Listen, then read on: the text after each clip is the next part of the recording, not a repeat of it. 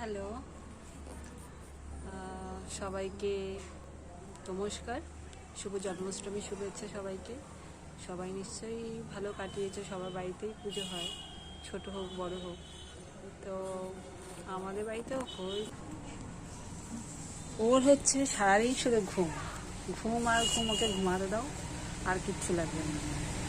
আর কিছুদিন আগে আমাদের বাড়ি একটা কুকুর ছিল লালি বলে, সে মারা গেছে। তো এসে শুনে আমার এত কষ্ট হচ্ছে।